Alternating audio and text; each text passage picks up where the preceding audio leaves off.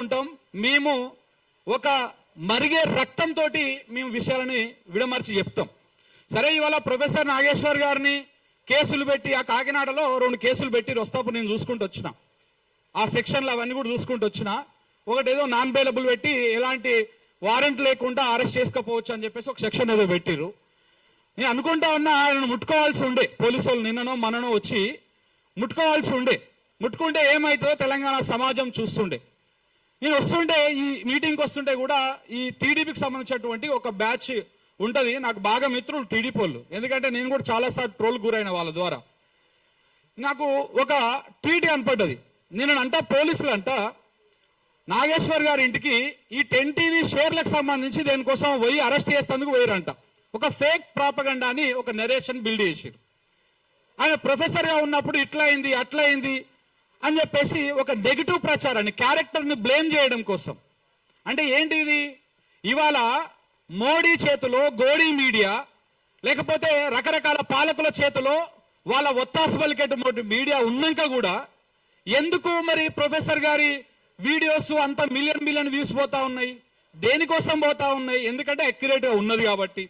2 రాష్ట్ర ప్రభుత్వాలు ఎందుకు భయపడతా ఉన్నాయి? అక్కడ ఏ పార్టీ ఉండొచ్చు ప్రభుత్వంలో, అక్కడ కూటమి ఉండొచ్చు, ఇక్కడ కాంగ్రెస్ ఉండొచ్చు, ఇక్కడ ఇంకో పార్టీ రావచ్చు, అక్కడ ఇంకొక పార్టీ రావచ్చు. ఎందుకు భయపడతా ఉన్నాయి? ఆయన అంత అక్యురేట్గా చెప్తున్నాడు కాబట్టి.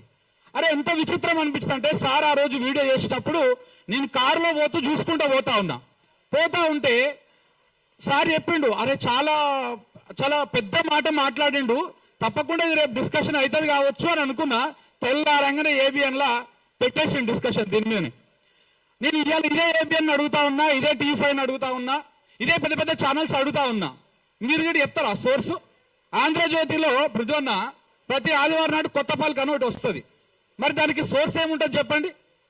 ఆయన పోయి ఎవరింట్లో కెమెరాలు పెడుతున్నాడు? అన్ని ఆయన పక్క నుండి చూసినట్టే, మొత్తం చూసినట్టే రాస్తా ఉంటాడు. మొన్న కూడా సార్ ఒక క్లిప్ మీద ఒక సెటైరికల్ గా ఒక చిన్న అదేసిండు.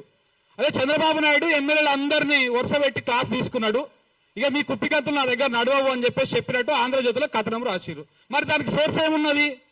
సో కాబట్టి మీ ఛానళ్ళని, మీ సంస్థలని ప్రజలు విశ్వసించడం మానేసిరు. కాబట్టి ఒక విశ్వసనీయత కలిగినటువంటి వ్యక్తుల మీద ఒక బురద ఊసి ఏదో ఒక రంగేసి సిగ్గనిపిస్తలేదా? ఒక అఫీషియల్ పార్టీ అఫీషియల్ హ్యాండిల్లో మెడల కండువాలేసి పెట్టేస్తే ఆయన విలువ ఏమైనా తగ్గుతుందా, లేకపోతే ఇంకేమైనా అది అవుతుందా? ఇంకా మేము చాలా చాలా ఆచితూచి వ్యవహారం చేస్తా ఉన్నాం. గతంలో ఇదే క్రాంతి దళ నిర్వహించినటువంటి రౌండ్ టేబుల్ సమావేశాల్లో కూడా మేము పిలుపునిచ్చినాం, తప్పకుండా మీరు ఇట్లనే చేసుకుంటా పోయిరనుకో క్విట్ తెలంగాణ మూమెంట్ వస్తుంది అని చెప్పేసి.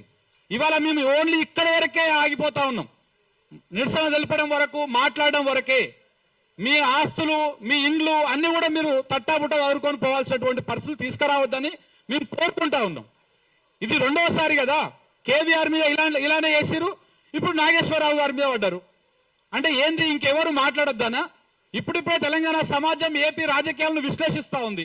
ఎందుకంటే భయం అవుతా ఉంది మీకు. ఇలా ఒక్కరి గొంతు నొక్కితే 100 గొంతుకలై పుడతాము.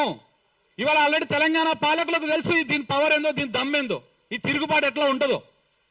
ఏపీ పాలకులకి చూపిస్తాం, ఉమ్మడి రాష్ట్రంలో మీరు కూడా చూసే ఉంటారు, మళ్ళీ కూడా చూపిస్తాం. ఆ సమయం దగ్గర పడ్డది. ఇట్లా చెప్పుకుంటూ పోతే చాలా ఉన్నాయి. చాలా సందర్భాల్లో మేము మాట్లాడినాం కూడా, నడి రోడ్డు మీదకి వచ్చి నిలబడ్డాం, ఏపీ పోలీసులు వచ్చి మా వాళ్ళని టచ్ చేయనిక పోతే. సో ఆ దమ్ము, ఆ గడ్స్ ఇంకా మీకు ఇప్పటికైనా అర్థం కావాలి. పవన్ కళ్యాణ్ గారు నేనేదో వదిలేసిన, ఏదో దయాదాక్షిణ మీద వదిలేసిన, మీరేం వదిలేయలేదండి. మీరు టచ్ చేస్తే మీకు అర్థమవుతుండే ఇక్కడ ఏం జరుగుతుంది అనేది. సో కాబట్టి తెలంగాణ సమాజం చేతులు ముడుచుకొని కూర్చోదు.